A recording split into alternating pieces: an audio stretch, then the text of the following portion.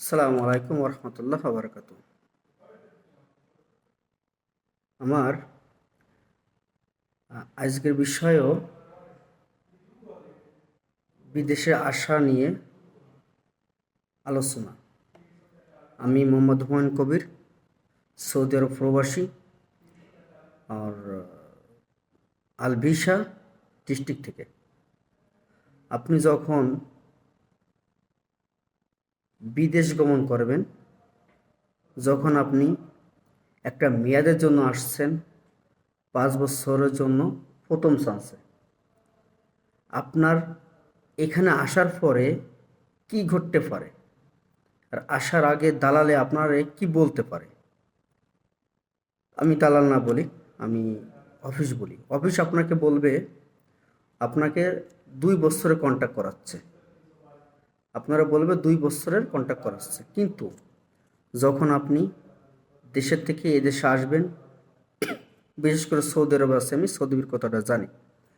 যে কোনো কোম্পানিতে আপনি আসবেন, আসার পরে আপনি যখন আবার কন্ট্রাক্ট পেপারে সই করবেন, তখন বাংলাদেশ থেকে যে কন্ট্রাক্ট পেপার আপনি সই করে আসছেন, ওই কন্ট্রাক্ট পেপারে লেখা আছে 2 বছরের জন্য আপনি সৌদি আরবে গমন করছেন।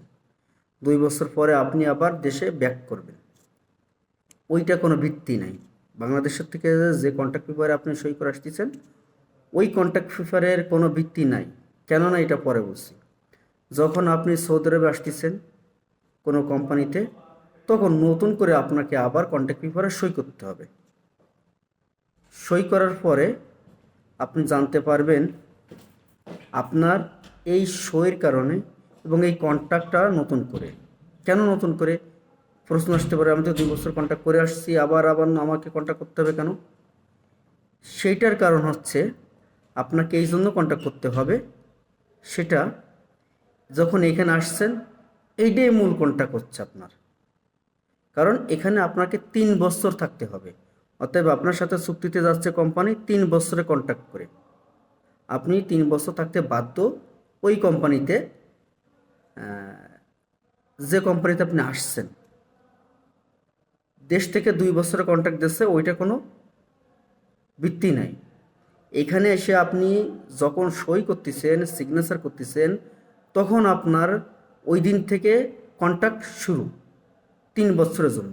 আর এই 3 বছরের কন্ট্রাক্ট করার কারণ একটাই, সেটা হচ্ছে আপনি যদি 2 বছর থাকেন, কখনো আপনি টাকা উঠাইতে পারবেন না, নিশ্চিত। এটা মনে করে কোম্পানি। আর যখন আপনি 3 বছরের কন্ট্রাক্ট করতেছেন, 3 বছর কন্ট্রাক্ট করে নিচ্ছে, তখন আপনি টাকাটা উঠাই নিয়ে দেশে যাইতে পারবেন। এই কারণে 3 বছরের কন্ট্রাক্ট করে। আর একটা বিষয় আছে, যে বিষয়টা আমি সংক্ষেপে বলবো। দেশ থেকে আমরা আসে অনেক আশা নিয়ে, অনেক ভরসা নিয়ে, আমি নিজের পায়ে নিজে দাঁড়াবো, হ্যাঁ, আমি টাকার মালিক হব, আমার পরিবার ভালো থাকবে, আমি ভালো থাকবো, আমার সবাইকে নিয়ে ভালো থাকবো, আমার নিজের কাছে গর্ববোধ হয়। এটা বাস্তব।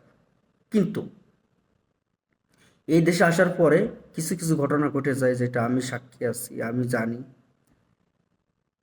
সেটা আছে, সৌদি আরব মরুভূমির দেশ এবং পাহাড়ের দেশ, আপনাকে এটা মেনে নিতে হবে। কোম্পানি আপনাকে যেখানে ডিউটি দেবে, সেখানে আপনার ডিউটি করতে বাধ্য। তবে হ্যাঁ, কিছু জায়গা ভালো হয়, কিছু জায়গা খারাপ হয়। যে জায়গা যেমন, আপনার কপালে যদি খারাপ জায়গায় বেঁধে যায়, তাহলে তার কিছু করার নাই, তাই না? কিন্তু আপনার কোম্পানি ঠিক মতন বেতন দিচ্ছে কিনা, এটা আপনার দেখতে হবে। কোম্পানি যদি ঠিক মতন বেতন দেয়, তাহলে সমস্যা কোথায়? পাশাপাশি আপনি একটা কাজ দেখে নিলেন, খারাপ জায়গা হতো বা এভাবে হয়তো কাজ সবসময় মেলে না, মেলে না, কিন্তু না মিলা থাকে না। এখানে আসার পরে যেটা হয়, আমি দৌদু পাহাড়, মরুভূমি, প্রচণ্ড পাহাড় চতুর সাইডে দেখা যাচ্ছে, ঠিক আছে, হ্যাঁ। এই পাহাড় এর ভিতর একটা মার্কেট অথবা একটা হসপিটাল অথবা একটা মাকড়াস, যাই হোক, এরকম থাকে। মার্কাস মানে ছোট হসপিটাল, ঠিক আছে। তো এইখানে আসার পরে এই ছোট ছোট দেখি বিল্ডিং দেখা যায় না, কিছু দেখা যায় না, প্রচণ্ড কান্নাকাটি করতে হয়। আমি ব্যাগ যাবো, এন যাবো, ত্যান যাবো, অনেক কিছু। যে দালাল আনতেছে তারে গালাগালি, তার মারে গালাগালি, তার ভুনিরে গালাগালি, ভোরে গালাগালি, আসলে এতে কি কোনো ফায়দা আছে? কিন্তু যখন আপনি 2 থেকে 3 মাস থাকছেন, তখন আপনার ভিতরে একটা কাজ করতেছে। কি কাজ? ফিল। কিসের ফিল? কাজের আগ্রহ। আপনি যত বড় মরুভূমিতে থাকেন না কেন, আপনার কোম্পানি যখন বেতন দিয়ে দিচ্ছে, আপনি যখন বাইরে একটু কাজকাম করতে পারতেছেন, প্রতি মাসে 50,000 পাঠাচ্ছেন, তখন আপনার কাছে একটা আত্মলব্ধি আসে, আপনার কাছে একটা সুখ সুখ লাগে, শান্তি লাগে। বাড়িও টাকা পাঠাচ্ছেন, কিন্তু আসার পরেই আপনি যেভাবে করতেছেন, এটা কতটা বাস্তবতা এটা আপনি ভালো জানেন, আমি জানি না। তবে আমিও ফেস করছি।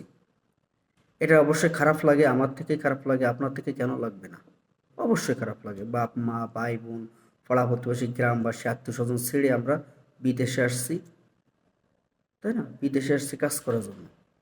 সে কাজের বিনিময়ে যদি দেখি চতুর সাইডে ধুধু পাহাড়, মরুভূমি, হ্যাঁ, পাহাড়ে চতুর সাইডে ঘিরা আমার, তখন তো অবশ্যই খারাপ লাগে। কারণ আমি থাকবো শহরে, আমি থাকবো অমুক শহরে, আমি থাকবো দাম্মাম শহর, আমি থাকবো সিটিতে, আমি থাকবো রাজধানী রিয়াদে। আসলে কি কোম্পানি কখনো এই কথাগুলো বলে? না, কোম্পানি এই কথাগুলো কখনো বলে না যে আপনাকে শুধুমাত্র দাম্মাম, জেদ্দা, মক্কা, মদিনা, রিয়াদ, এই সমস্ত শহরগুলোতে আপনারা রাখবে। কোম্পানির লোকের প্রয়োজন, তাই কোম্পানির লোক নিয়ে আসছেন। আপনি আসছেন কোম্পানির কাছে কাজ করার জন্য, কোম্পানি আপনাকে নিয়ে আসছে কাজ করানোর জন্য। এখন কোম্পানি যেখানে দেবে সেখানে আপনার কাজ করতে হবে।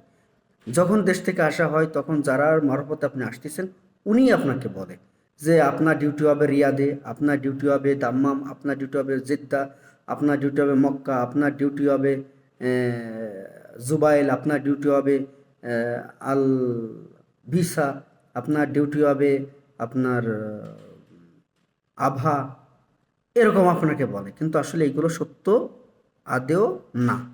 আপনাকে মানতে হবে কোম্পানি যেখানে ডিউটি দেবে সেইখানে।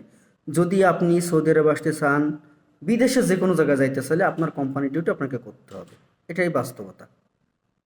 কিন্তু আপনি এই দেশে আসার পরে, বিভিন্ন দেশে যাওয়ার পরে কান্নাকাটি করবেন, গালাগালি করবেন, এটা ঠিক না।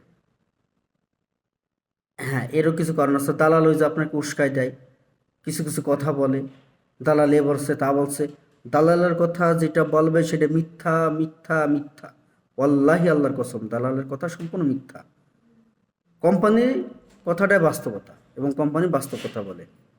আপনাকে কোম্পানি যেটা বলবে ওইটাই আপনার বাস্তব।